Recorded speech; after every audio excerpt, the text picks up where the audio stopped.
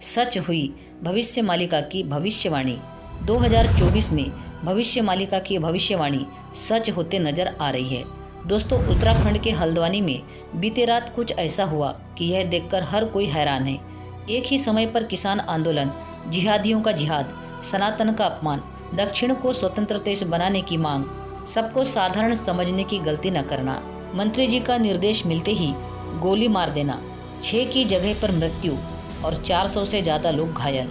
भविष्य मालिका के अनुसार भारत की अखंडता को तोड़ने का सबसे बड़ा षड्यंत्र, जो कि आगे चलकर बहुत ही भयंकर रूप लेने वाला है। दोस्तों, आपसे निवेदन है कि फेक भविष्य मालिका की किताबों और फेक प्रचारकों से सावधानी बरतें। साल 2024 के आरंभ से लेकर अभी तक आपसे यही कहा था कि भारत में बड़े स्तर पर दंगे होने वाले हैं।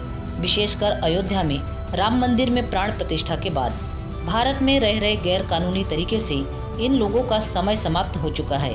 साथ ही त्रिजटा के वंशज चाइना एवं पाकिस्तान के साथ मिलकर भारत के अंदर अशांति फैलाने का षड्यंत्र रच रहे हैं। जैसे कि उदाहरण के तौर पर दिया बुझने से पहले जोर से जलने लगता है, वैसे ही देशद्रोही अपने अंत से पूर्व फड़फड़ा रहे हैं। दोस्तों, वीडियो को लाइक करके चैनल को सब्सक्राइब अवश्य कर लीजिए। दोस्तों, पिछले कुछ समय से रात्रि आकाश में चंद्र के निकट एक तारा दृश्यमान हो रहा है। चंद्र के निकट एक तारा का दिखना कुछ लोगों को असामान्य लग रहा है, परंतु भविष्य मालिका के अनेकों ग्रंथों में बारंबार कहा गया है, जब चंद्र के निकट तारा दृश्यमान होगा तब पृथ्वी पर भयंकर संहार होगा। पंच सखाओं में से एक संत श्री बलराम जी ने कहा कि चंद्र के निकट तारा दृश्यमान होगा तब असली लीला आरंभ होगी। यवनों के कुल में हड़कंप मच जाएगा, क्योंकि अत्यधिक संख्या में लोगों का संहार किया जाएगा। चाहे मध्य प्रदेश हो, चाहे महाराष्ट्र या फिर उड़ीसा, गुजरात हो या उत्तराखंड या इराक हो या फिर सीरिया, आज पूरी दुनिया में जहां पर भी मुसलमानों की संख्या थोड़ी ज़्यादा है, पूरा का पूरा देश ही मुस्लिम है। वहां पर किसी न किसी प्रकार की अशांति या फिर हिंसा हो रही है। कोई देश युद्ध की आग में जल रहा है तो कोई देश को आतंकवादियों ने तहस नहस कर दिया है। कहीं पर दंगे करके उस देश को अशांत करने का प्रयास किया जा रहा है। प्रश्न है कि क्यों? दोस्तों, आज इस्लाम इतने स्तर तक क्यों और कैसे गिर चुका है? उनका मूल उद्देश्य ही अशांति को फैलाना है।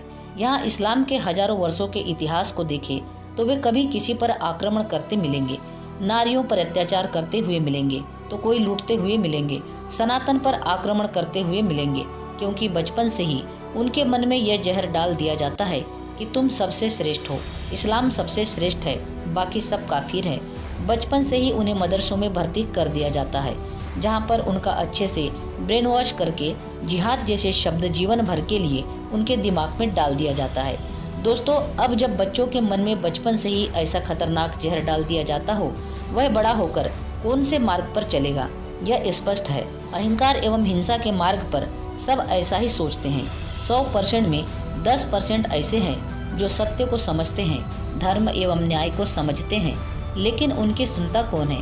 बल्कि ऐसे लोगों पर फतवे जारी किए जाते हैं। सनातन धर्म में एक महत्वपूर्ण बात सिखाया जाता है कि अहंकार एवं घमंड एक ऐसा जहर है, एक ऐसा विष है, यदि तुमने पी लिया तो खुद के ही अंत का कारण बनोगे।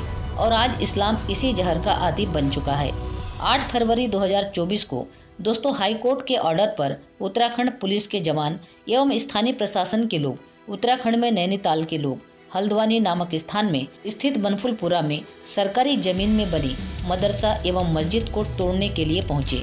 दोस्तों, ध्यान रहे कि ये सरकार के निर्देश पर नहीं, बल्कि कोर्ट के ऑर्डर पर जब बुलडोजर उस मदरसा को तोड़ने के लिए जा रहा था, तब अचानक चारों ओर से गोली चलने लगी, बम धमाके होने लगे, छत पर से पत्थर फेंके जाने लगे।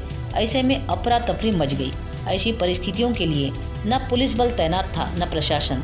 हजारों की भीड़ ने उन पर जानलेवा हमला कर दिया। दोस्तों, इसमें पुलिस बल महिला ने बयान दिया है, जरा देखिए। पूछो मत, हर जगह से, हर गलियों से, हर जगह से पथराव हो रहे थे वहाँ पे। तो हर गली, छतों से भी, घरों नीचे से भी, क्योंकि गलियाँ घेर ली थी उन लोगों ने, चारों तरफ से गलियां भी घेर ली थी, छतों से भी आ रहे थे। हम लोग भी 15-20 लोग एक घर के अंदर दबे पड़े थे, मतलब बहुत मुश्किल से बचे थे हम लोग।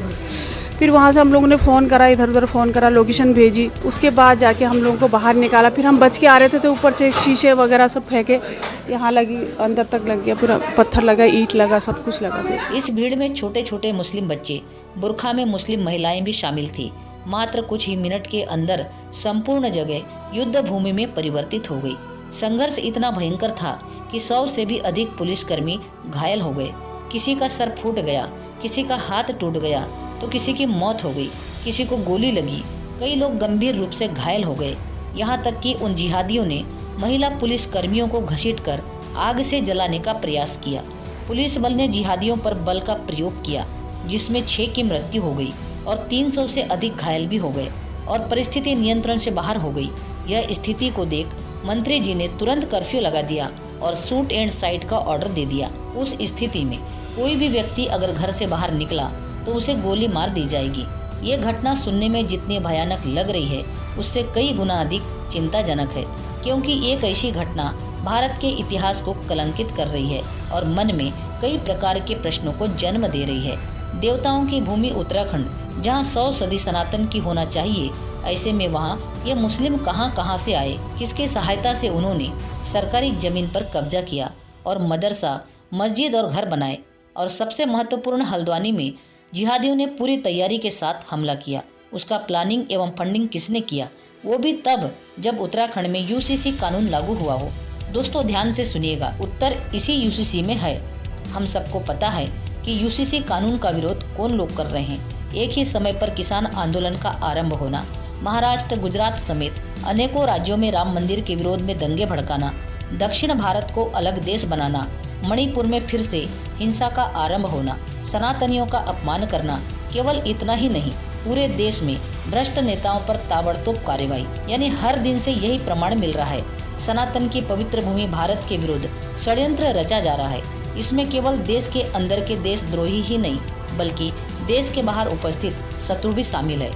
और ये षड्यंत्र अचानक नहीं, बल्कि पूरी प्लानिंग से कई दिनों से चल रही है। इस बीच बीजेपी सांसद और उत्तर प्रदेश के पूर्व बीजेपी ब्रजलाल ने आशंका जताई कि हल्द्वानी हिंसा के पीछे प्रतिबंधित संगठन का हाथ हो सकता है, क्योंकि उन्होंने दावा किया कि पुलिस वालों पर पूरी तैयारी के साथ हमला किया गया था।